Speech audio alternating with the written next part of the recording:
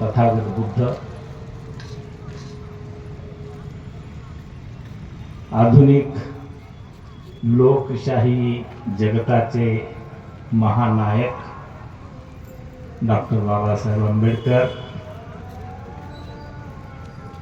यांना विनम्र अभिवादन करून आजच्या या व्याख्यानाला आरंभ करीत आहे।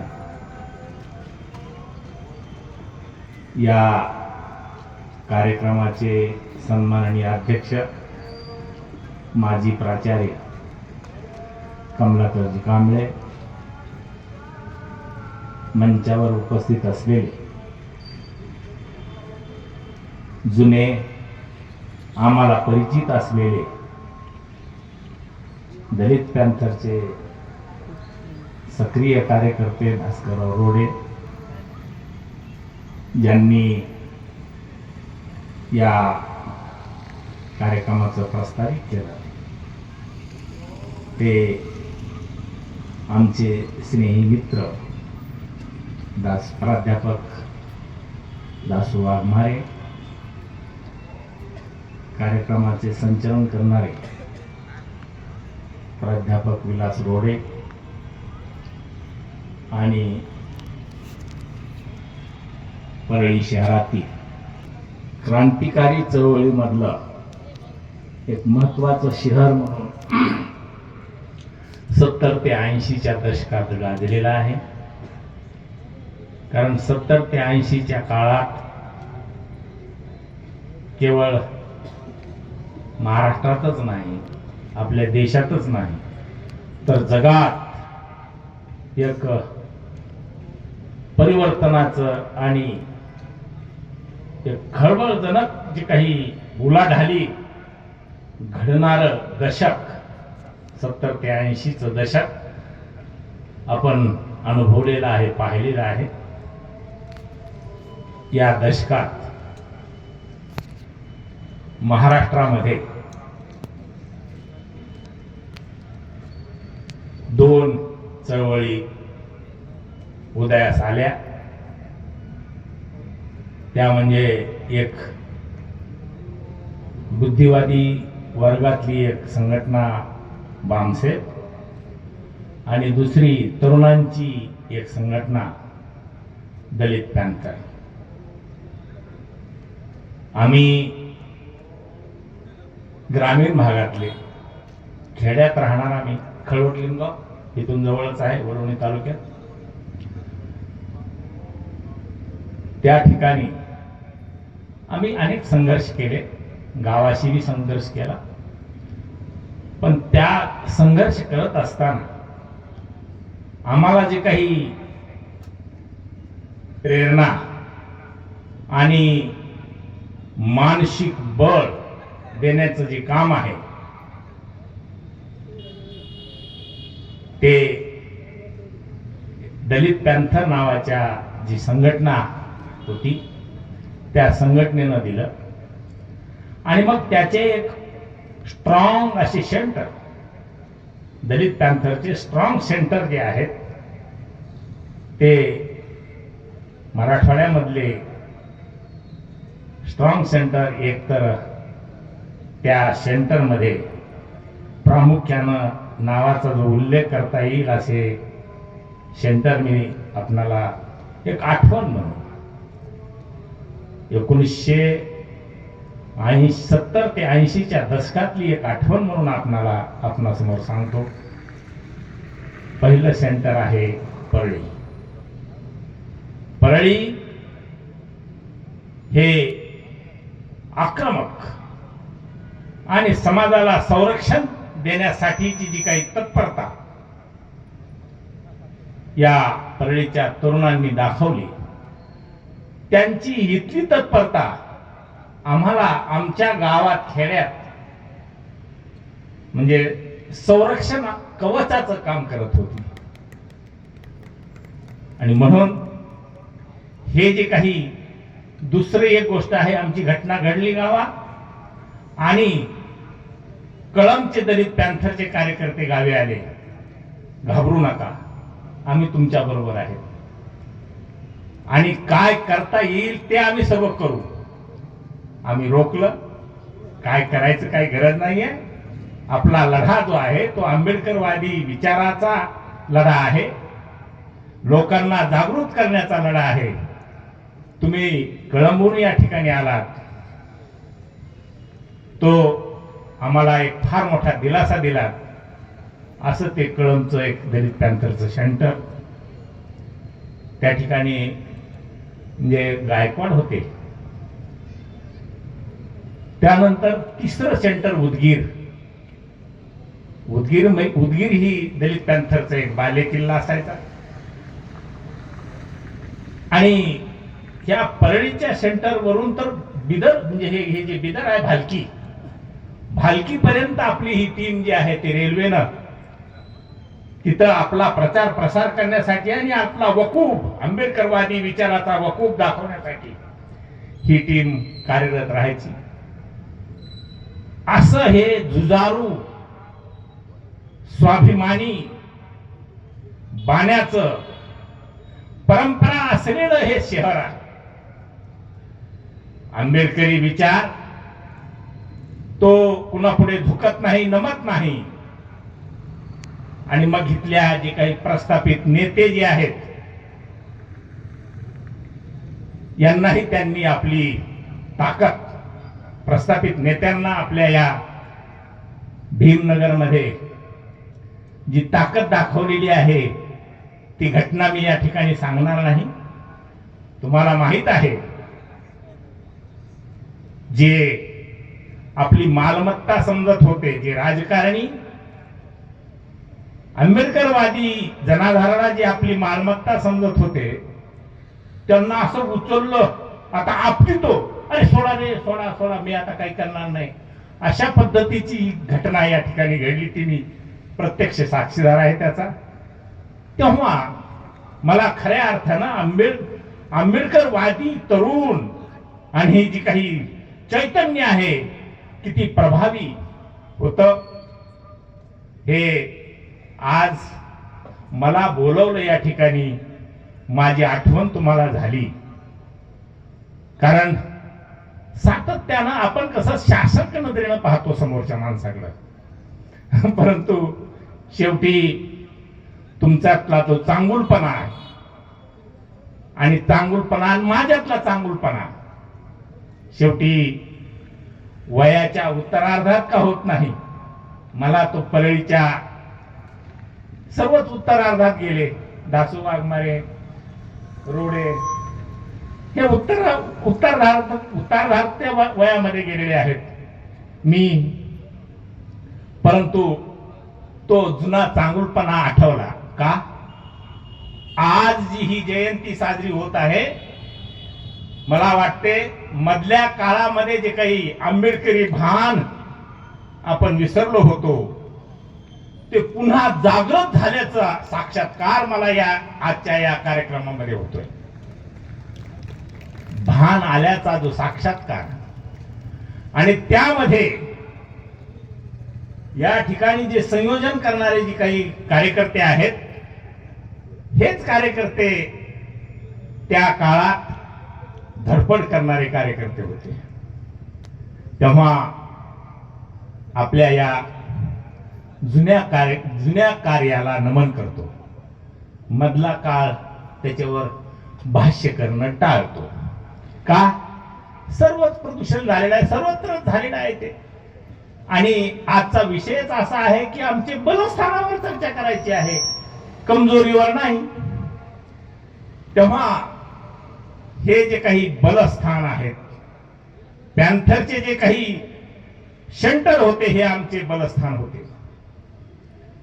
अशा या परळी शहरामध्ये विषय असा ठेवला की आंबेडकर वाद्यांची बलस्थानं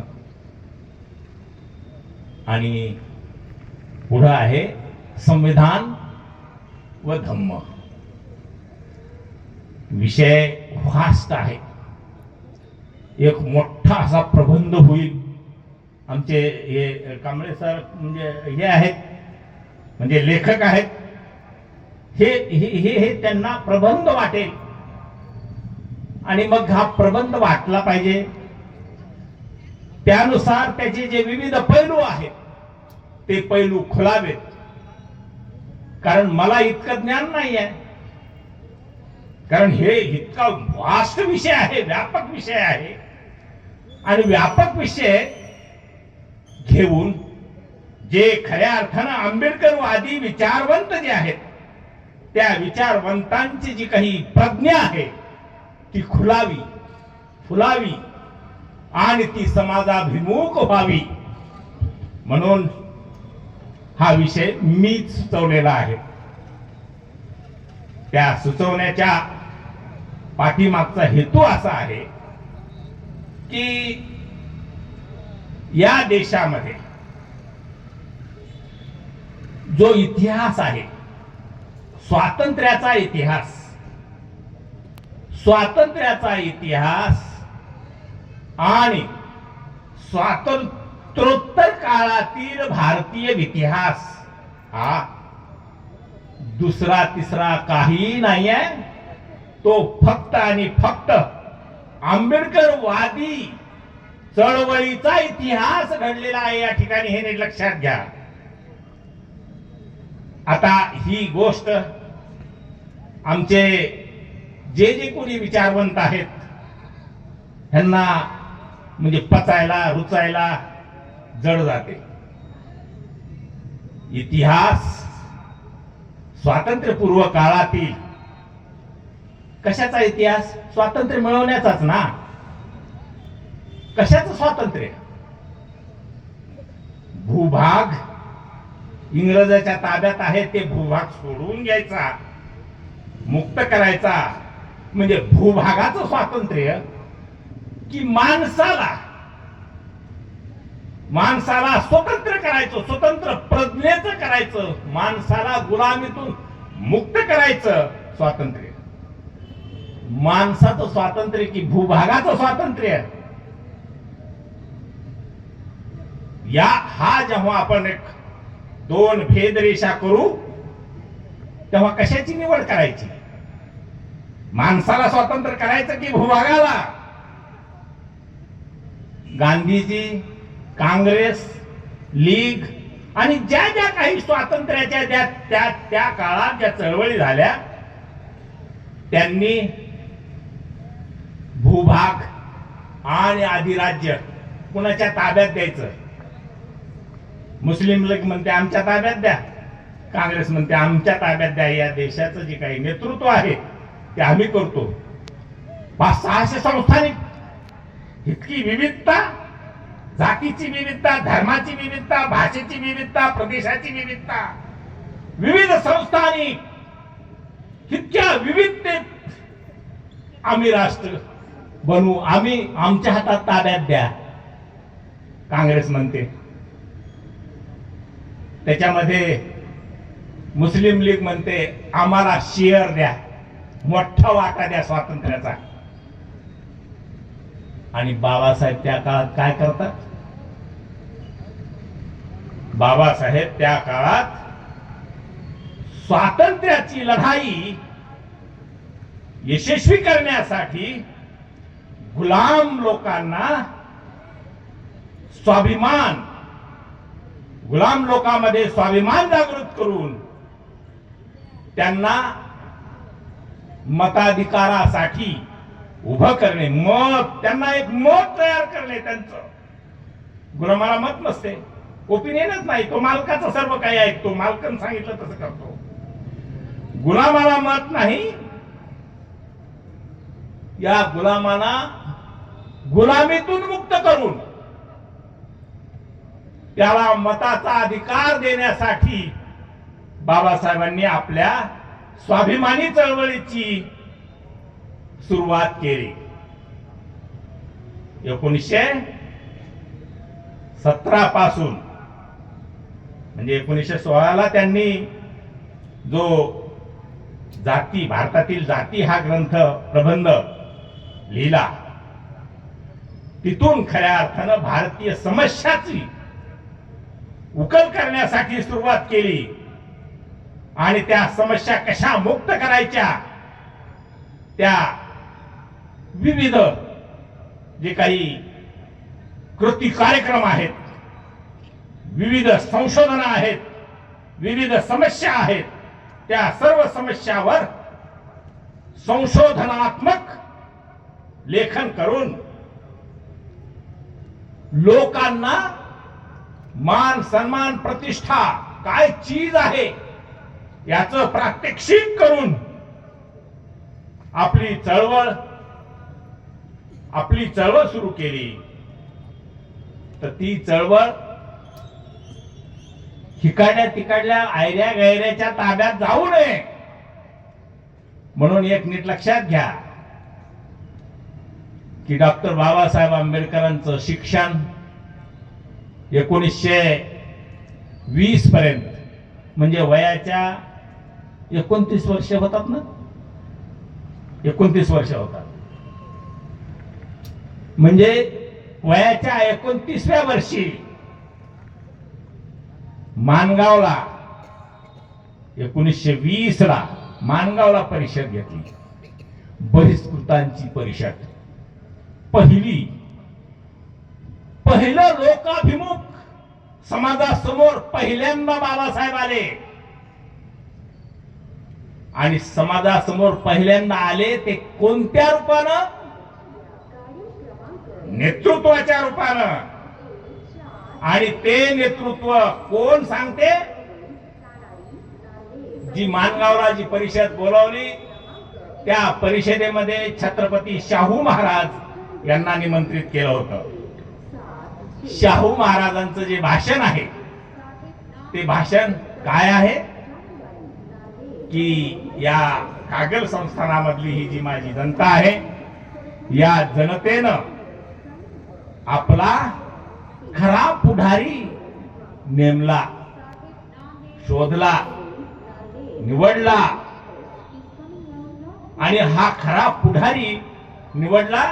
त्यामुळं मला जे काही अस्वस्थता होती ती अस्वस्थता मी मुक्त झालो। आता हे तुमचं तर भलं करतीलच, डॉक्टर आंबेडकर हे तुमचं तर भलं करतीलच, या देशाचं सुद्धा भलं करतील, या देशाचं सुद्धा नेतृत्व करतील असं शाहू महाराजांनी सांगितलं। म्हणजे काय झालं बरं? अहो पहिल्याच सभेत पहिल्याच वेळेस नेतृत्व शिक्कामोर्तब झाला, ठप्पा मारला, हे आहेत तुमचे नेते। का असं केलं? त्यांनी जी काही चळवळ सुरू केली ते नेतृत्व पहिल्यांदा निश्चित केलं का की या देशामध्ये ही जी विविधता आहे, हे विविध असे गट तट भाषा म्हणजे संस्थान, जाती, धर्म आणि व्यंग आणि विडंबनाचे विविध जे काही गटतट आहेत अशा आंतरप्रवाहाला एकत्रित करायचा असेल तर नेतृत्वाचा केंद्रक जो व्यक्ती आहे, नेतृत्वाचा केंद्रक व्यक्ती तो बदलू नये, इकडं तिकडं ढळू नये। कारण काय आहे, दरम्यानच्या काळात त्याच्या अगोदरच विठ्ठल रामजी शिंदे आणि त्यांची मंडळी जेव्हा ते म्हणजे हे इंग्रजाचं सुधारणेचा हप्ता घेऊन आलेलं जे काही हे होतं कमिशन होतं, त्या कमिशनना असं त्या कमिशन समोर जी साक्ष दिली त्या विठ्ठल रामजी शिंदेनं, त्यावेळेस बाबासाहेबांनी साक्ष दिली। बाबासाहेब म्हणले की आमचं यांना मताचा अधिकार द्या, बहिष्कृत वर्गाला मताचा अधिकार द्या। त्यांनी ते वर्गीकरण केलं, भारतीय समाजाचं वर्गीकरण केलं, त्यामध्ये ब्राह्मण, ब्राह्मणेतर आणि बहिष्कृत। तर बहिष्कृत वर्गाला मताचा अधिकार द्या, त्यांचे प्रतिनिधी घ्या। केवळ मताचा अधिकार नाही म्हणजे केवळ विचाराचं प्रतिनिधित्व नाही तर व्यक्तिशः प्रतिनिधित्व, लोकांचं प्रतिनिधित्व व्हायला पाहिजे, त्या लोकांचं प्रतिनिधित्व व्हायला पाहिजे अशी मागणी बाबासाहेबांनी केली। आणि विठ्ठल रामजी शिंदे म्हटले तुम्ही येण्याची गरज नाही, तुम्हाला प्रतिनिधित्व घेण्याची गरज नाही, तुमचं नेतृत्व आम्ही करतो. नेमकं हेच आतापर्यंत काँग्रेस आणि त्यांची जी काही म्हणजे चळवळ आहे, त्या चळवळीनं विठ्ठल रामजी शिंदेनं जे काही गाडलं पेरलं ते इतकं विशाल आणि विस्तृत झालं, ते काँग्रेसमध्ये इतकं भिनलं की आज ही तुम्हाला तुमचं भलं आम्ही करतो, पण तुम्ही नेते नाही पाहिजे, तुम्ही नेते नाही पाहिजे असं काँग्रेसला तेव्हा वाटलं. असं का वाटलं त्यांना? त्यांना असं वाटलं की इतिहासात प्राचीन काळ जो आहे, प्राचीन काळ बुद्धाचा आणि ब्राह्मणांचा संघर्ष, बुद्धाचा विचार आणि ब्राह्मणांचा विचार याच्यात संघर्ष झालेला आहे, याचाच इतिहास आहे प्राचीन काळातला. आणि त्या ठिकाणी ते जे काही नेतृत्व बदललं की मग म्हणजे बुद्धाचं नेतृत्व बदललं, दुसरं यायचं तर ते कमजोर असेल तर मग ब्राह्मण हवी व्हायचे, ब्राह्मणाचं नेतृत्व आलं ते कमजोर झालं, बुद्ध आला की बुद्ध हवी व्हायचे, ब्राह्मण डाऊन व्हायचे. असंही म्हणजे धरपकड असते ना, पहिलवान म्हणजे कुस्ती खेळत असताना खाली वरी होतो ना, तशा पद्धतीनं ही प्राचीन काळातली जी लढाई आहे ती लढाई लक्षात घेऊन तुमचा नेतृत्वाचा केंद्रक बदलला नाही पाहिजे.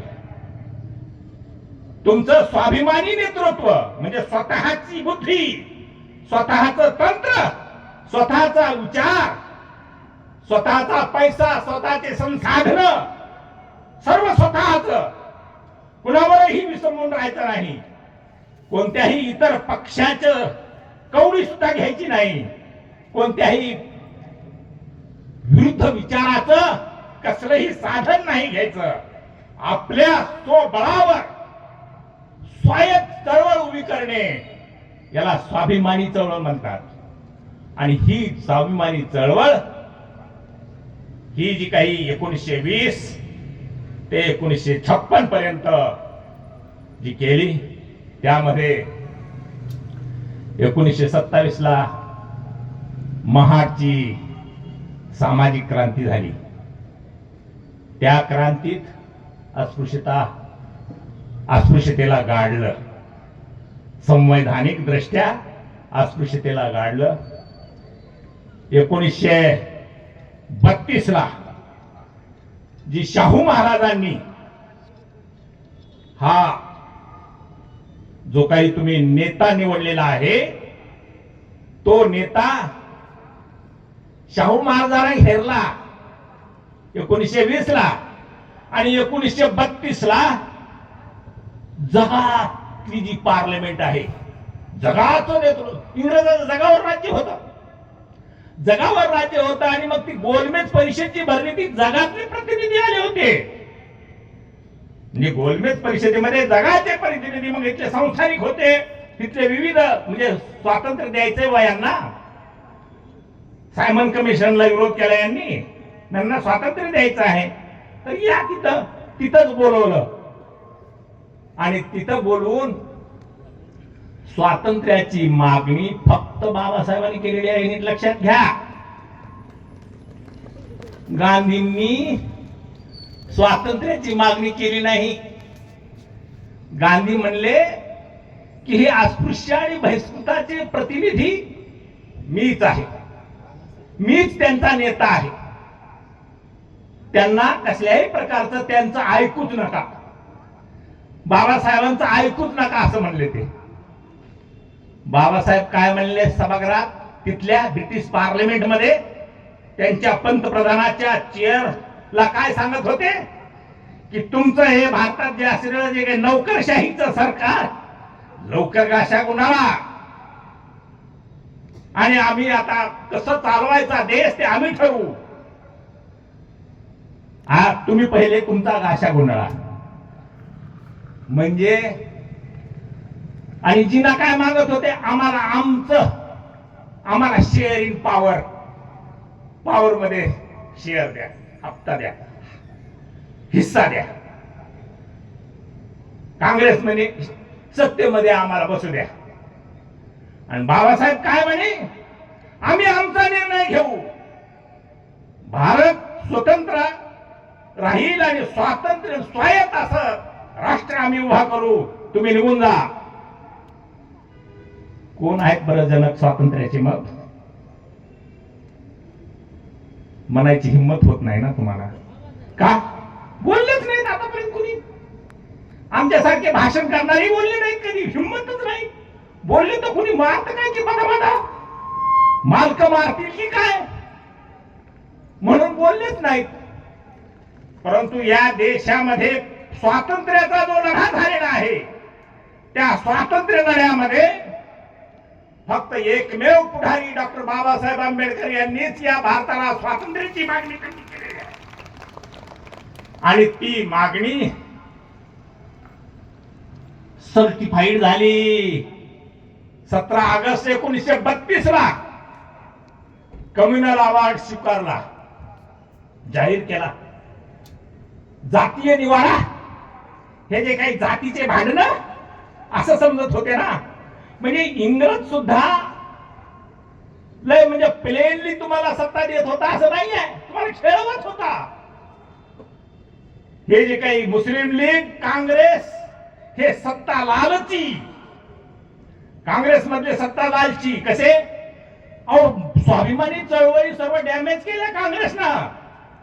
महात्मा फुलेची स्वाभिमानी चळवळ 1935 ला त्या फैजपूर काँग्रेसमध्ये 36 ला कसं 36 फैजपूरला जी काँग्रेस झाली, नेहरूच्या अध्यक्षतेखाली काँग्रेसचं अधिवेशन. त्या अधिवेशनामध्ये काय केलं, ते गांधीजींना या सर्वांना हाकलून नेलं. हो, माहिती आहे का तुम्हाला कुणाला हाकलून नेलं? महात्मा फुलेंच्या चळवळीमध्ये जी स्वाभिमानी चळवळ, ब्राह्मणेतरांची स्वाभिमानी चळवळ, म्हणजे बाबासाहेबांनी वर्गीकृत काय केलं, ब्राह्मणेतर आणि बहिष्कृत. बाबासाहेबांची जी काही नेतृत्व सिद्ध झालं, 17 ऑगस्ट 1932 ला जे काही नेतृत्व सिद्ध झालं, काँग्रेस घाबरली, काँग्रेसचे पुढारी घाबरले, सर्वच घाबरले. का?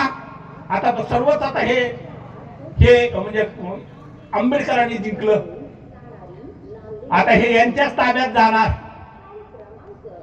आणि मग हे मित्रही त्यांचे जे ब्राह्मणेतर जे होते, जितक्या चळवळी पेरियारची तिकडे साऊथ मध्ये, महाराष्ट्रामध्ये फुलेंची चळवळ, उत्तर भारतात वेगवेगळ्या चळवळी चालल्या, लोहियांची होती, आणखी वेगवेगळ्या चळवळी चाललेल्या आहेत.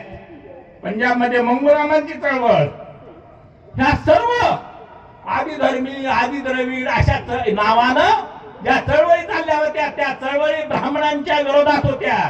म्हणजे एकंदरीत जे काही ब्राह्मण्याच्या विरोधात जे वातावरण देशभरात निर्माण झालं होतं स्वातंत्र्य काळात, आता ह्या सर्व चळवळीला काँग्रेस म्हणजे ह्या चळवळीला डॉक्टर बाबासाहेब आंबेडकरांचं नेतृत्व ह्या चळवळीनं मान्य करून त्यांची मित्र बनतील आणि हे बहिष्कृतांबरोबर मिळतील, तेव्हा ब्राह्मणांचं काय होईल?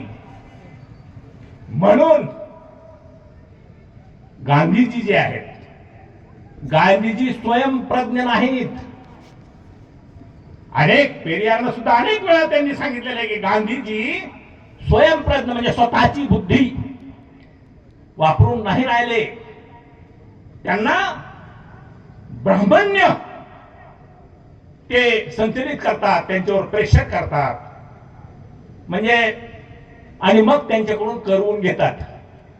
तुम्हाला आजचं उदाहरण लक्षात आल्यावर तुम्ही बाबूराव हजारे जे आहेत ना, म्हणजे काय ते काय नाव दुसरं प्रचलित नाव, हजारे अण्णा हजारे. अण्णा हजारेला लक्षात ठेवा असे गांधीजी. म्हणजे तुम्हाला गांधीजी नीट समजले पाहिजे म्हणून अण्णा हजारे तुम्ही समोर ठेवा, हे असे होते. तर हे जे आहे हे गांधीजींनी नेहरूंच्या अध्यक्षतेखाली जी फैजपूरला काँग्रेस झाली तिथं नेले सर्व. काय काय म्हणून नेले माहिती आहे? ते टिळकांनी म्हटले होते हे जे काही तेली तांबोळी या म्हणजे संसदेत नेऊन काय नांगर हाकायचं आहे काय, हीच गांधीजीनं ओढली. हे आता हे काँग्रेसच्या हातात सत्ता देणार आहे. म्हणजे 32 नंतरची गोष्ट ही. 36ला बाबासाहेबांची जागतिक लेवलवर मान्यता मिळाली नेतृत्वाला आणि ब्रिटिश पार्लमेंटनं आंबेडकरांचं नेतृत्व मान्य केलं की हे आहे भारतीय स्वातंत्र्याचं नेतृत्व, हे आहे हे मान्य केलं. आणि जेव्हा इकडे आल्यानंतर कम्युनल आवाज डिक्लेअर झाल्यानंतर गांधीजी हातपाय गाळून बसले. आता हातपाय गाळून बसले का? आता हे सर्व आपण हरलो, सर्व आता आपल्या तापून गेलं. उपोषणाशिवाय दुसरा मार्ग नाही, त्यांनी उपोषण केलं. हा इतिहास आहे. आता हा इतिहास सांगण्याची गरज नाही, परंतु काय असतंय आपण जरा त्या इतिहासात घुसलं आणि आपलं माइंड सेट होत नाही तोपर्यंत आपल्याला कळतच नाही. त्यांचं मोठेपणामध्येच आपण राहतो, म्हणजे आभासी मोठेपणामध्ये आपण राहतो आणि मग आपल्याला खरं आपल्या डोक्यात घुसतच नाही. तर ते खरं डोक्यात घुसण्यासाठी हा म्हणजे मी प्रपंच केला हे सांगितलं.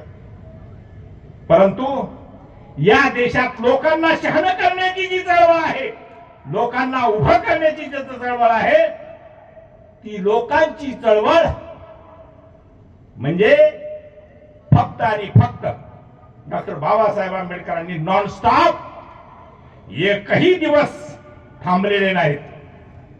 त्यांचं जे लिटरेचर तुम्ही पहा, एकही दिवस ते थांबलेले नाहीत, सतत ऍक्शन मध्ये आहेत, सतत ऍक्शन मध्ये. आणि किती त्यांनी काय काय घडवलं. 1927ला सामाजिक क्रांती घडवली आणि त्याची तुलना फ्रान्सच्या राज्य क्रांतीशी केली. इतकं मोठं दर्जाचं हे आंदोलन आहे, म्हणजे महाडचा 14 तळ्याचा सत्याग्रह त्या इतक्या उच्च दर्जाचा आहे. त्या 14 तळ्यांना अस्पृश्यता खतम केली आणि त्याची स्वातंत्र्य दिवस सुद्धा मनवले गेले, म्हणजे स्वतंत्र मजूर पक्षाच्या माध्यमातून. आणि त्यानंतर 1976 नंतर हे गेले जिकडे तिकडे गेले, हे महाराष्ट्रामधले जे फुलेंचे अनुयायी होते. आणि मग बाबासाहेब म्हणतात की आता मीच एकटा अनुयायी राहिलो, फुलेंना मीच एकटा अनुयायी राहिलो. मग आता मला सांगा, फुलेंचा अनुयायी बाबासाहेब राहिले आणि बाबासाहेबांनी तिथून चळवळ पकडली तर मग आजची जी सत्यशोधक जी आहेत ते कुठून उगवले? आज जी काही सत्यशोधक जी दिसत आहेत ना, मग ते आमचे देवरे आहेत. आजचे वर्तमानातले सत्यशोधक आमचे भुजबळ आहेत. हे कोणते सत्यशोधक आहेत हे बरं? बाबा म्हणजे महात्मा फुलेंनी जे सत्यशोधक, जातीभीन, स्वाभिमानी आणि जातीभीन, शूद्र यांच्यामधून जी काही एकतेची भावना त्यांच्यात निर्माण केली, स्वाभिमानाची भावना जागृत केली, ते आणि हे फुल्यांच्या जातीतले म्हणून, म्हणजे फुले माळी आणि भुजबळ माळी. अरे इतकं उत्तम, म्हणजे फुले क्रांतिकारक, परंतु त्याला जातीत नेऊन बसवलं. आणि असं हे सर्व कशामुळे होतं? नेतृत्वाचा केंद्र बदलला की संभ्रम पसरवण्यासाठी प्रस्थापितांना. कारण नारायण ठोकळे ते प्रस्थापित, त्यांना कळतच नाहीये, काही ज्ञानच नाहीये त्यांना. ते नारायण ठोकळे असल्यामुळं प्रस्थापित जे आहेत त्यांना फक्त अज्ञान. आणि मग त्यांना काय कळतं माहिती आहे? म्हणजे त्यांचं जे काही लिटरेचर आहे सर्व खाण्यावर आहे बरं. ब्राह्मणांचं लिटरेचर म्हणजे ब्राह्मणाला 5 ब्राह्मणांना तुपा पोळ्याचं जेवण घाला, त्यांना दूध प्यायला प्रत्येकाला एक एक गाय द्या. असलं मग ते मूळ शांती आहे तर तिथं त्यांना हे इतकं इतकं जेवण द्या, ब्राह्मणाला जेवू घाला. ह्या जेवणाशिवाय हे जे काही ब्राह्मणांचं जे साहित्य आहे ते जेवणाशिवाय नाही आहे. आणि मग जेवण करणं वाढणं, शरीर वाढतं, बुद्धी वाढत नाहीये. आणि त्यांनी बुद्धी कधीच वाढलेली नाही भारतीय समाज जीवनामध्ये. बौद्धिक जी कसरती केलेली आहे ते आंबेडकरवादी चळवळीने केलेले आहे, हे लक्षात घ्या. आणि आज ही त्यांनी जी काही हे जे काही प्रयत्न आहेत पुढं, आता ही तर स्वातंत्र्य ते मिळवून घ्यायचंय, पुढे जायचंय, आपल्याला पुढे जायचंय, संविधान बनवायचं सांगितलंय त्यांनी. बघा 1932 ला कम्युनल अवॉर्डच्या माध्यमातून ह्या बहिष्कृत वर्गाला मान्यता दिली आणि 42 ला ते आले क्रिप्स मिशन आणि म्हणले तुमचा आता काही संबंध नाही, तुम्हाला विचारात घेण्याची गरज नाही बहिष्कृत वर्गाला. 32 ला मान्य केलं आणि 42 ला तुम्हाला विचारात घ्यायची गरज नाही. काय शिजलं? काँग्रेस, लीग आणि इंग्रज यांच्यात काय शिजलं? इंग्रजांना नाही वाटत होतं की हे जरा भारीच माणूस आहे बाबासाहेब. आंबेडकर म्हणजे भारीच रसायन आहे हे आपल्यालाही सुरू देणार नाहीये. त्यामुळं आपण ह्यांच्याशीच दोस्ती करावी आणि त्यांना त्यांची हे केली. 42 ला हे क्रिप्स मिशन आलं आणि क्रिप्स मिशन आलं त्यावेळेस म्हणले की तुम्हाला हे जे काही तत्पूर्वी बाबासाहेबांनी काय केलं होतं, इंडिपेंडंट लेबर पार्टी स्वतंत्र मजूर पक्ष स्थापन केला आणि स्वतंत्र मजूर पक्ष स्थापन केल्यानंतर त्या 37 ला ज्या निवडणुका झाल्या त्या निवडणुकीमध्ये 15 पैकी 15 राखीव जागा होत्या, त्यापैकी 11 राखीव जागा 14 उभ्या केल्या होत्या, 13 उभ्या केल्या होत्या, 11 निवडून आल्या. आणि जनरल सीटवर 4 जागा उभ्या केल्या होत्या, 3 निवडून आल्या. जनरल जागेवर हे निवडून आले म्हणजे हे बनलं की रसायन हो. बहिष्कृत आणि हे बाकीचे सुद्धा ह्यांना मिळाली ना. 3 लोक जनरल सीटवर आले, ब्राह्मणेतर लोक हे रसायन बनणार आहे. आणि म्हणून मात्र त्यांचं भनकलं. प्रबळ विरोधी पक्ष म्हणून डॉक्टर बाबासाहेब आंबेडकरांचा हा स्वतंत्र मजूर पक्ष आहे, तो प्रबळ विरोधी पक्ष म्हणून त्या ठिकाणी समोर आला. आणि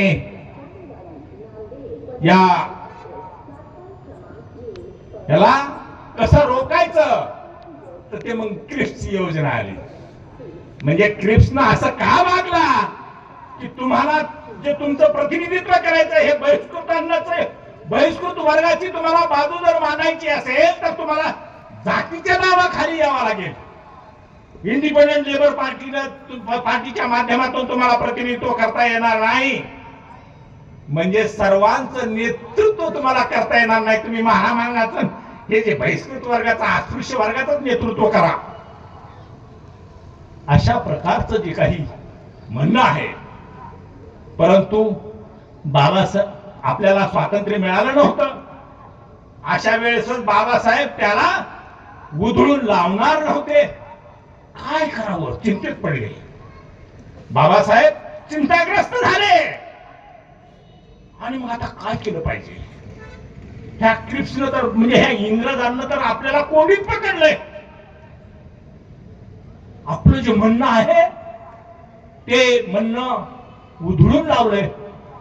मग बाबासाहेब तिकडे गेले आणि चर्चिल, ते मॅकडोनाल्ड ह्या सर्वांना भेटले, भाषण बी दिले तिकडं आणि तिथं बाजू मांडली. बाजू मांडून परत आले. घाम नाही फुटलाच इंग्रजाला सुद्धा. पण बाबासाहेबांनी सुद्धा हाल नाही सोडले. त्रिसदस्यीय समितीनं डिक्लेअर केलं की आता हे तुम्ही तुमची संविधान सभा बनवा आणि त्याच्यात संविधान बनवा आणि तुम्ही तुमचं स्वातंत्र्य घ्या. आता संविधान बने, संविधान सभा संविधान सभा बनली 1936 ला 11+3 निवडून आलेले प्रबळ विरोधी पक्ष 46 ला जी काही प्रांतीय ह्याच्या निवडणुका झाल्या त्याच्यात एकही निवडून येऊ दिला नाही. म्हणजे याचा म्हणजे शेड्यूल कास्ट फेडरेशनचा एकही प्रतिनिधी निवडून गेला नाही. मग आता संविधान सभेत कसं जायचं? आणि संविधान सभेत गेल्याशिवाय भारताला स्वतंत्र मुक्त करायचं ह्या इंग्रजांच्या ताब्यातून आणि ह्या अज्ञानातून भारतीय समुदायाला शांत म्हणजे काहीतरी त्यांना मान सन्मानाने प्रतिष्ठेनं स्वातंत्र्य मिळालं पाहिजे. यासाठी काय करावं? कारण गांधीजी आणि त्यांची काँग्रेस ही काही प्रबळ अशी भूमिका मांडण्यामध्ये सक्षम नाही. ती फक्त सत्तेच्या मर्यादित त्यांना ज्ञान आहे. परंतु सदा खऱ्या अर्थानं भारतीय समाज जीवन जी विविधता आहे, अनेक संस्थानं आहेत, 500-600 संस्थानं हो. राजे महाराजे आईसारामात राहायचे, त्याच्यामधले फक्त बोटावर मोजणे इतके शाहू महाराज, सयाजीराव गायकवाड, ते म्हैसूरचा राजा, हे असे काही ठराविक बोटावर मोजणे इतके जे संस्थानिक आहेत ते समाजाशी संवेदनशील असलेले महाराजे होते. बाकीचे आईसारामात. ते नंतर मग त्या इंदिरा गांधीने ह्यांचे तनखे बी बंद केले, ह्यांचं ते टायटल बी बंद केलं. किताब जो असतो ना मान सन्मानाचं, ते सर्व नंतर बंद केलं. ते असले म्हणजे आईत खाऊ, हे हे हे आईत खाऊ होते. हे पण बाबासाहेबांना आईत खाऊ म्हणून नाही चालणार. हे कसं आपल्याला पुढे जायचं? एक तर काँग्रेस बी येऊ देत नाही, मुस्लिम लीग बी आपल्याला सहकार्य करीत नाही, आणि इंग्रज ही आपल्याला हे करत नाही. कसं जायचं?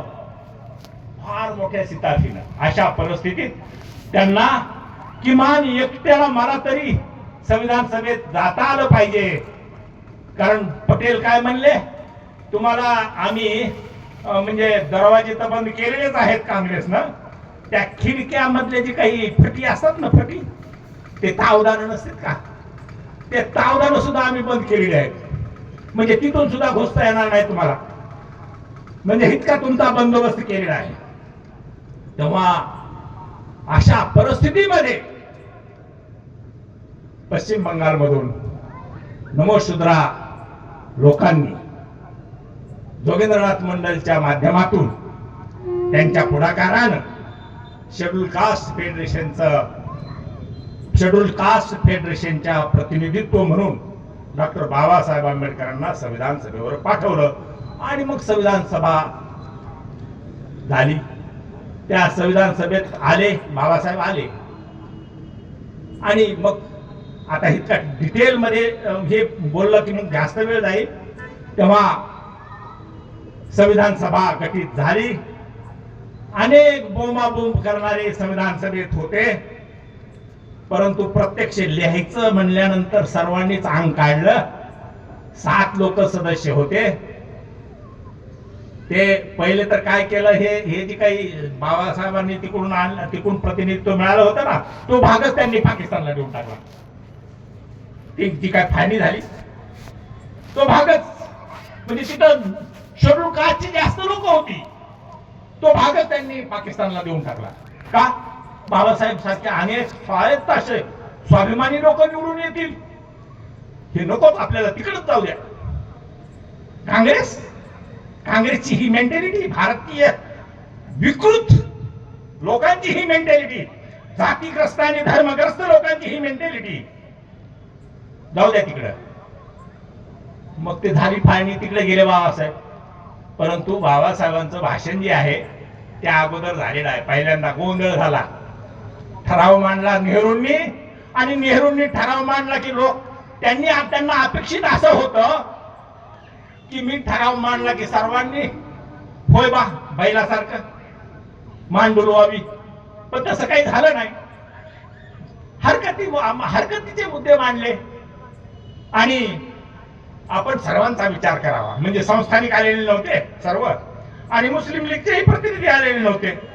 त्यांना विचारात घेऊन त्यांच्या सल्ला मसलतीनं विचार विनिमयानं आपण भारताचं म्हणजे संविधानाचा प्रारूप बनवला आणि भारत एक राष्ट्र म्हणून उभं करण्यासाठी सर्वांना सामावून घेणारा जे काही विचार आहे तो विचार विनिमयातून तयार करावा आणि असं संविधान बनवावं अशी भूमिका त्या सभागृहात मांडली गेली आणि सर्व गोंधळ सुरू झाला. हरकतीमध्ये आली जास्त.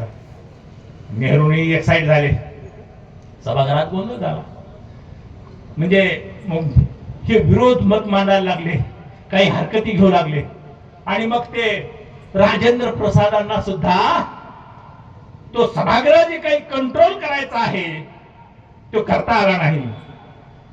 त्यांना कुणाची तरी गरज भासली आणि मग कुणाची आता अशा परिस्थितीतून मला या संकटातून या चेअरला संविधान सभेच्या चेअरला या गोंधळाच्या परिस्थितीत कोण सावरून घेण्यासारखा प्रतिभावान आहे. आणि मग त्यांनी डॉक्टर बाबासाहेब आंबेडकरांना संविधान सभेत भाषण द्यायला उभं केलं. बाबासाहेबांनी बोलले तर बोलण्याच्या अगोदर त्यांचं नाव पुकारल्याबरोबर सर्वांचे कान टवकारले. आता हे जे आहेत हे काँग्रेसला आणि गांधीला आता शिव्या देतील, काय काय बोलतील, वाईट वक्त बोलतील, असं एक गृहीत विकृत मत असं गृहीत धरून होतं. परंतु बाबासाहेबांनी जी काही मांडणी केली त्या ठिकाणी राष्ट्राला हितकारक भारत एक असा प्रबळ राष्ट्र बनवण्यासाठी कसा विचार विनिमयानं आपण पुढे गेलो पाहिजे आणि आज जे काही मुस्लिम लीग आणि हे जे संस्थानिक जे काही आपलं वेगळी निवडत आहेत ते कसं गलत आहे आणि काँग्रेस सुद्धा कसा वेगळ्या दिशेने जात आहे, कसा म्हणजे जुनच तत्वज्ञान घेऊन मांडणी करत आहे. मग त्या नेहरूच्या मुद्द्यावर सुद्धा म्हणजे बहस केली आणि ते सर्व सभागृह पिन ड्रॉप सायलेन्स आणि मग ते सर्व सभागृहाला शांत केलं आणि सभागृहाला शांत करून जे काही त्यांचं भाषण झालं एकदम म्हणजे चेअर जे आहे चेअरनं समाधानाचा सुस्करा सोडला. बरं झालं. तर हे जे आहे हे प्रसंग काही चोरून राहिलेले नाहीत, पण ह्याची आम्ही चर्चाच केलेली नाहीये कधी. हे आमचे बलस्थान आहेत. जेव्हा जेव्हा अरिष्ट येईल भारतीय समाजावर किंवा जेव्हा जेव्हा प्रतिनिधी कमी पडेल, ज्ञानाची कमी पडेल, त्यावेळेस ज्ञानाची भरपाई त्या बहिष्कृत वर्गामधल्या नेतृत्वानं ती केलेली आहे आणि ते जे नेतृत्व दुसरं तिसरं कोणी नसून डॉक्टर बाबासाहेब आंबेडकर होत. हे नीट आम्ही समजून घेतलं पाहिजे. आता स्वातंत्र्य मिळालं, संविधान बनली. आता संविधान लिहिलं, 7 सदस्य होते. ते आपले कुणी आजारी तर कुणी गैरहजर तर कुणाला काहीतरी जबाबदारी दिली तर कुणी बाहेरच्या देशात राहिले. एकटे बाबासाहेब लिहित बसले. आता हे लिहायचं म्हणजे कसं, बाबासाहेबांनी एकट्याच्या जीवावर नाही हे सर्व केलं. सभागृहाला बरोबर घेऊन सभागृह जे आहे ते राष्ट्राचं प्रतिनिधित्व करणारं सभागृह, समग्र देशाचं प्रतिनिधित्व, विविधता, इथली जी काही संस्थानिक आणि इथले जे काही विविध जे लोक होते त्या सर्व विविधतेला बरोबर घेऊन विविध विचाराचे, विविध मानसिकतेचे, विविध जातीग्रस्त आणि धर्मग्रस्त विचारी विचारानं प्रबळ झालेले जे काही लोक होते त्या लोकांना एका दोरीत गुंफून त्यांच्या विचाराला अनेक त्यांनी जी काही ड्राफ्ट तयार केला त्यांना अनेक दुरुस्त्या सुचवल्या. सर्व दुरुस्त्या जरी त्यांनी चर्चेला घेतल्या नसल्या तरी बहुतांश दुरुस्त्याला प्रत्यक्ष बाबासाहेबांनी उत्तर देऊन फायनल केली. संविधान सभेच्या मध्ये ही संविधान लोकांच्या सल्ल्यानं संविधान लिहिलं. लोकांच्या सल्ल्यानं जे जे काही आता संविधानामध्ये निहित आहे, काय निहित आहे संविधानामध्ये आपली जी उद्देशिका आहे, उद्देशिका जी आहे त्या उद्देशिकेमध्ये आपण जे वाचतो हे मूल्य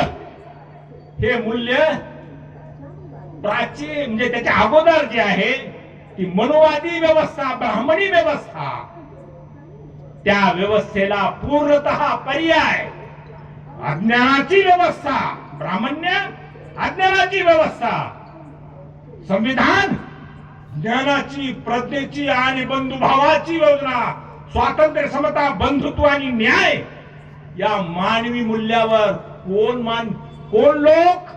आम्ही भारताचे लोक. कुणी एकटा दुकटा नाहीये. आम्ही भारताचे लोक ही संज्ञा दिली. आम्ही कुठं म्हणजे ह्या धर्माचे लोक, आम्ही त्या धर्माचे लोक असं नाहीये. आम्ही भारताचे लोक. काय स्वीकारलं आम्ही? सार्वभौम राष्ट्र आम्ही स्वीकारलेला आहे. समाजवाद स्वीकारलेला आहे. धर्मनिरपेक्षता स्वीकारलेली आहे. लोकशाही, गणराज्य स्वीकारलेला आहे. आणि न्याय, समता, स्वातंत्र्य आणि बंधुभाव हे तत्वज्ञान स्वीकारून ही आमची संविधान स्वीकारली आम्ही. तर हे नवीन मूल्य स्वीकारलं. आणि पूर्वीचे कायदे जे होते ना, हे जे काही देवाधर्माला मानणारे, मनूला मानणारे आणि हितले जे काही विविधतेला खतपाणी घालणारे, हे सर्व कायदे बाद केले आर्टिकल 13 नुसार. आणि या देशाला खऱ्या अर्थानं मान, सन्मान, प्रतिष्ठा आणि स्वाभिमान याचं नवीन मूल्य डॉक्टर बाबासाहेब आंबेडकरांनी भारतीय संविधानाच्या माध्यमातून भारतीयांना दिलं. हे आमचं बलस्थान आहे.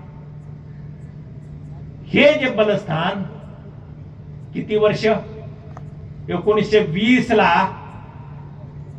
ज्यांच्या जीवावर, त्या लोक चळवळीशिवाय झालेलं नाहीये. केवळ प्रतिभेनं बाबासाहेबांना गिनत नव्हते. लोक चळवळ, किती लोक पाठीशी आहेत, त्या लोकांच्या चळवळीवर हे सर्व क्रांती घडवली. महाडची 14 तळ्याची सत्याग्रहाचा म्हणजे क्रांती, सामाजिक क्रांती लोकांच्या चळवळीतून. भारताचं संविधान लोकांच्या चळवळीतून हे बनवलं. आणि या चळवळीतून हे जे काही बनवलेलं आहे संविधान, त्याचं जे मूल्य आहे, या संविधानामध्ये ज्या तरतुदी आहेत, त्या सर्व तरतुदी, त्याच्यामधली जी विविधता, भारतीय समाज जीवनामधली विविधता नष्ट करून एक नवीन समाज निर्माण या भारतीय संविधानाला केला. राष्ट्रवाद प्रदान केला डॉक्टर बाबासाहेबांना. कन्सेप्शनल स्वातंत्र्य, समता, बंधुत्व आणि न्याय या मूल्यावर राष्ट्रवाद निर्माण केला बाबासाहेबांनी. आणि तो राष्ट्रवाद भारताला प्रदान केला. हे संविधानाला लागू होऊन आता बाबासाहेब काय म्हणले की स्ट्रॉंग सेंटर पाहिजे, केंद्र मजबूत, केंद्र सरकार. हे जे काही राज्य जे आहेत ना, त्यांना जर आपण असं वाटत राहिलो ना सत्ता, तर ही विविधता बोकाळे, जातीची, धर्माची आणि अशी विविधता जी आहे समाज जीवनामध्ये निहित असलेली, भाषेची, जातीची, धर्माची, प्रदेशाची ही विविधता बोकाळेल, कल्चरची. या विविधतेला नियंत्रित करण्यासाठी हे सर्व नियंत्रण करण्यासाठी एक केंद्र सरकार मजबूत असलं पाहिजे. त्याला भरपूर ताकद असली पाहिजे. ह्या तरतुदी केलेल्या आहेत. आणि जर फारच अराजक निर्माण केले या जाती धर्मानं, तर 368 कलमाची बी तरतूद केली, 350 कलमाची बी तरतूद केली, आणि आणीबाणीची बी तरतूद केली. आणीबाणी घोषित करून ह्या सर्व इरेग्युलरिटीज आहेत. हे संविधान बाह्य मूल्याच्या आड येणारं जे काही अराजक आहे, अराजक जर बोकाळलं तर त्यांना सक्तीनं ते नष्ट केलं करता आलं पाहिजे, ह्याची सुद्धा आणीबाणीच्या तरतुदीमध्ये व्यवस्था केली. म्हणजे स्ट्रॉंग सेक्टर म्हणले होते की आमचं जे ध्येय आहे, उद्दिष्ट जे आहे ते अंतिम, आम्हाला प्रॉब्लेम नाही आहे, समस्या नाही अंतिमची, आमची सुरुवातची प्रॉब्लेम आहे. म्हणजे जी समस्या आहे ती समस्या आमच्या बिगिनिंगला आहे, सुरुवातच कशी करा. कारण विविध जातीचे, विविध धर्माचे लोक, आमची मनोवृत्ती, इथलं जे काही सरकार आहे, या सरकारनं जुने विचार टाकून हे आम्ही भारतीय संविधानाचे जे निहित असलेले जे मुद्दे आहेत त्या मुद्द्याला कृती कार्यक्रम बनवला पाहिजे. नेहरूच्या सरकारनं त्याच्या हयातीत कधी भारतीय संविधानाला कृती कार्यक्रम केलं नाही. नेहरू नंतर ते शास्त्रीजी हे झाले, त्यांनीही भारतीय संविधानाला कृती कार्यक्रम केला नाही. शास्त्रीजी नंतर इंदिरा गांधी आल्या, इंदिरा गांधींनी भारतीय संविधानाला कृती कार्यक्रम बनवला नाही. इंदिरा गांधी नंतर मोरारजी आले, मोरारजीनंही सत्तांतर झालं तरी काँग्रेस गेली आणि जनता आली तरीही कृती कार्यक्रम बनवला नाही भारतीय संविधानाला. त्यानंतर पुन्हा इंदिराजी आल्या तरीही याला कृती कार्यक्रम बनवला नाही. राजीवजी आले, अनेक सरकार आली, केंद्र सरकार. संविधान आमच्या अभ्यासक्रमात नाही, संविधानातल्या तरतुदी आमच्या लोकांना माहित नाहीत. अरे ज्या देशात तुम्ही राहता त्या देशाची नियमावली, राष्ट्रीय संहिता त्या लोकांना माहित नसावी, किती लाजिरवाणी गोष्ट आहे ही. लाजिरवाणी गोष्ट आज, आणि मग ही लोकांना, आज लोकांना जी भारतीय संविधान लोकांना जी माहित झालेली आहे, कोणाच्या माध्यमातून झालेली आहे? आंबेडकरवादी चळवळीच्या माध्यमातून देशामध्ये फार मोठ्या प्रमाणामध्ये भारतीय संविधानाचं मूल्य आणि त्याची जी व्यवस्था प्रचार प्रसार झाला. आम्ही पूर्ण देशभर फिरलो आणि देशभर फिरून भारतीय संविधानाचे मूल्य घेऊन फिरलो. आमच्यासारखे अनेक लोक फिरले. म्हणजे आम्ही फिरलो याच्यासाठी, तुमच्या माहितीसाठी, की मला बी माहिती, बाबा लोक खूप फिरलेले आहेत हे मला माहिती आहे, म्हणून मी सांगितलं बरं. म्हणजे तुम्ही म्हणता लय फुगीर आहे, तसं फुगीरपणा काही करत नाही. परंतु देशामध्ये जे काही भारताचं संविधान लोकांना माहित आहे, त्यांची जी स्वातंत्र्य, समता, बंधुत्वाचे मूल्य लोकाभिमुख झालेली आहेत, ती केवळ आंबेडकरवादी चळवळीच्या माध्यमातून अनेक गट, पण संविधानाची चर्चा ते करणार. अनेक गटतट झाले. गटतट मी कमजोरीवर विचार करत नाही. बलस्थान, आंबेडकरवादी चळवळीचे बलस्थान या देशामध्ये लोकाभिमुख, जिस भारताचं संविधान लोकाभिमुख झालेलं आहे, भारताचं तत्वज्ञान, संवैधानिक तत्वज्ञान लोकाभिमुख झालेलं आहे, ते फक्त हे भारताचं संविधान फक्त लोकाभिमुख झालं. ते आंबेडकरवादी विचाराच्या ज्या चळवळी चालल्या त्यांनी हे केलेलं आहे. आता त्यांनी केलं, परंतु आमच्या गावात जो संघर्ष झालेला मी मग उल्लेख केला सुरुवातीला, त्यावेळेस तर स्वातंत्र्यच होतं की हो. 1975 ला झाला तो प्रकरण. म्हणजे स्वातंत्र्य मिळून, संविधान लागू होऊन, म्हणजे 1975 ला झाले, 25 वर्ष झाली. 25 वर्ष सुद्धा अस्पृश्यता, घृणा, तिरस्कार माणसांना स्पर्श सुद्धा करायचा नाही. अस्पृश्यता 1927 ला नष्ट झाली. तेव्हापासून 1925 पर्यंत आम्हाला संघर्ष करावा लागला. अनटचॅबिलिटी ऍक्ट खाली नाव म्हणजे ती गुन्हा दाखल करायला लावला. त्याच्यासाठी संघर्ष. अरे काय ते त्याच्या अंमलबजावणीसाठी यंत्रणा निर्माण केलेली आहे, संवैधानिक यंत्रणा. त्याच्यासाठी आंबेडकरवाद्यांना पुन्हा संघर्ष. आणि हा संघर्ष कधी संपणार आहे? बघा, 1950 नंतर आमच्या ज्या चळवळी आहेत, आमच्या चळवळी त्या प्रस्थापित सरकार आणि त्यांचे बगलबच्चे आणि त्यांना आधार देणारे जे काही वर्ग आहेत, अज्ञानी वर्ग, जातीग्रस्त आणि धर्मग्रस्त, ह्यांच्या जे काही वर्तन व्यवहार जो आहे तो असंवैधानिक, बेकायदेशीर, त्याला कायदा समजावून सांगण्यासाठीच आमच्या सर्व एनर्जी, आमची सर्व ऊर्जा, सकारात्मक ऊर्जा आमची खर्च झाली ह्या इथल्या आराम ठोकळ्याच्यामुळं. हे नीट लक्षात घेतलं पाहिजे. म्हणजे आमच्या स्वातंत्र्याच्या नंतर 1950 नंतरच 75 वर्ष होत आहेत भारतीय संविधान लागू होऊन.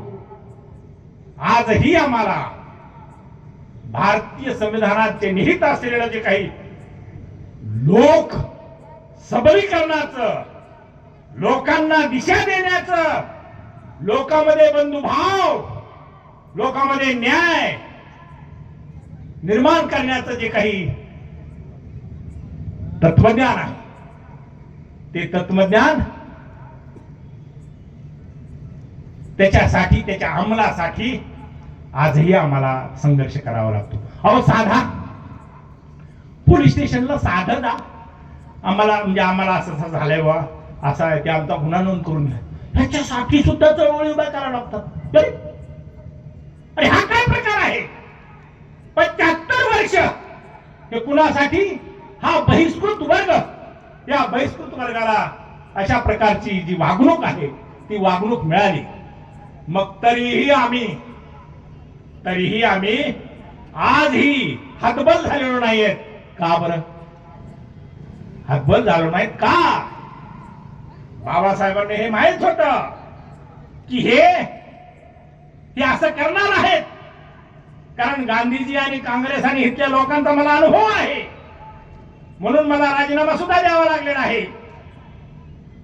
म्हणजे कालेलकर आयोग ओबीसी साठीचं जे होतं त्यासाठी हिंदू कोलबीड झाली, ती राजीनामा द्यावा लागलेला आहे. म्हणजे हे करणार नाहीत. आणि मग या बहिष्कृत वर्गाला एक स्थिर स्थैर्य प्राप्त करून देण्यासाठी, आणि तो वर्ग राष्ट्राला, राष्ट्रसंचलनाच्या प्रक्रियेमध्ये पुढाकाराची भूमिका घेऊन तो राहील, म्हणून 14 ऑक्टोबर 1956 ला हा जो काही 1920 पासून शहाणं करून चळवळीत शहाणं केलेला जो वर्ग आहे, जो खऱ्या अर्थानं आंबेडकरवादी जनाधार, तो 1956 ला धम्मक्रांती घडवून आणली. आणि तो जो परीघ आहे,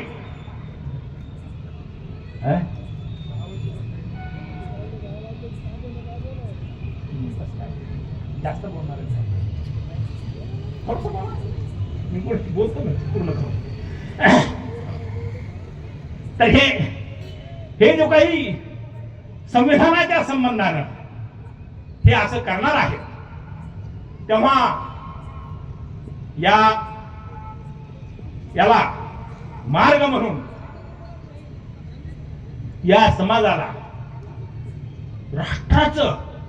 राष्ट्राची जबाबदारी, या जो जनाधार निर्माण केलेला आहे 1920 पासून ते राष्ट्रसंचलनासाठी, तो 14 ऑक्टोबर 1956 ला 22 प्रतिज्ञा आणि कटिबद्ध करून लोकार्पण केलेला आहे. तेव्हा हा जो काही जनाधार आहे तो खऱ्या अर्थानं या भारताचं हित कशात आहे हा जाणणारा वर्ग आहे. आता जाणणारा वर्ग आहे, परंतु झालंय नेमकं काय? हा जनाधार प्रबळ झालेला आहे. तो आपणाला हे बौद्धगयेचं महाविहाराचं जे आंदोलन चाललेलं आहे ना, हे लोकांचं आंदोलन आहे. पूर्ण देशामध्ये लोक सक्रिय झालेले आहेत. प्रस्थापित आज त्याच्यामध्ये नेता दिसत नाही आहे, परंतु लोकच रस्त्यावर आलेले आहेत. म्हणजे बाबासाहेबांनी काय केलंय, ही लोकांच्या हाती सर्व दिलेली आहे. आणि ती धम्मक्रांती म्हणून ही लोकांना जे काही राष्ट्राशी कटिबद्ध करून, राष्ट्राचं मूल्य कटिबद्ध करून जे काही जनाधार राष्ट्राला अर्पण केला, त्यातून आपण हे जबाबदार घटक आहोत. आज ज्या काही समस्या निर्माण होत आहेत, त्या समस्येवर मात करण्यासाठी आंबेडकरवाद्यांनी जर पुढाकार घेतला नाही, तर या समस्या सोडवण्यासाठी, राष्ट्रीय समस्या सोडवण्यासाठी दुसरा बलवान समाज नाही. हे नीट लक्षात घ्या. भारतीय समाजाला योग्य दिशा देण्याचं काम हा आंबेडकरवादी करू शकतो. त्यांनी जर आज सक्रिय झाला नाही, तर हे ह्या देशाचं भवितव्य जे आहे ते आज उथळ लोकांच्या हातात आहे. त्यांनी अराजक निर्माण करू पाहत आहेत. आज जी काही परिस्थिती निर्माण झालेली आहे, अराजक सदृश्य परिस्थिती, या परिस्थितीवर मात करण्यासाठी आपणाला विचारपूर्वक पावलं टाकावी लागतील. आणि विचारपूर्वक पावलं टाकण्याचं काम लोक चळवळीनं हातात घेतलेलं आहे. आणि ते महाविहाराच्या माध्यमातून जगाचं केंद्रक, आंबेडकरवादी चळवळ जगाचं केंद्र बनलेली आहे. हे जे काही महाविहार जे मुक्त व्हायचंय, ब्राह्मण्यातून मुक्त करायचं जे काही आंदोलन आहे, ते लोकांच्या हाती आहे ही चळवळ. आणि ते जगाचं केंद्रक आहे. ही चळवळ एका बाजूला आहे. तेव्हा या संदर्भामध्ये येत्या ते म्हणजे बुद्ध जयंतीला तिथं म्हणजे भरपूर लोक, लाखो लोक तिथं जमणार आहेत आणि ह्या आंदोलनाला गतिमान करणार आहेत. तर हे घडू लागलेलं आहे. यासाठी आपलं नेतृत्व आपलं निर्माण करा. प्रस्थापिताच्या नेतृत्वावर भरोसा ठेवू नका. आणि मला आपलं म्हणजे अभिमान वाटतो की आपण या जयंतीचा हा कार्यक्रम जो आहे तो चिंतनाचा, गांभीर्याने विचार करण्याचा हा म्हणजे विषय ठेवून चर्चा करण्याचा कार्यक्रम आपण ठेवला. त्याबद्दल आपण धन्यवादास पात्र आहात. वाघमारे सरांची तगमग व्हायली, कांबळे सरांना बोलायचं आहे. आणि तसे पण तगमग व्हायली कार्यकर्त्यांची, तुमचं बी ऐकायचंय त्यांना. परंतु एकंदरीत विषय वास्ट आहे हो, आणि सांगायचं खूप आहे. कसं सांगू मलाही कळत नाही. मी म्हणजे हे का शिस्तीत बसवून कसं थोडं सांगावं हे मलाही कळत नाही. कांबळे सर करतात बरं तसं, थोडक्या शब्दात ते सांगून मोकळं होतात. पण मला जमतच नाही. मला भरता गळ पगळ सर्व घ्यावं वाटते. तर ते म्हणून मला जास्त वेळ लागतो. परंतु या तरीही मर्यादा आहेत. विषयाला पूर्ण असं खुलवायचं काम जे आहे ते मी विषय खोलला. आता खुलवायचं काम तुम्ही सर्व कार्यकर्ते, जुने कार्यकर्ते आहेत, सर्व नवीन प्रज्ञावान लोक आहेत, तुम्ही कराल एवढीच अपेक्षा करून मी माझे हे लांबलेलं आणि काहींना न आवडणारं भाषण मी थांबवतो. जय भीम, जय भारत. यानंतर कार्यक्रमाचे अध्यक्ष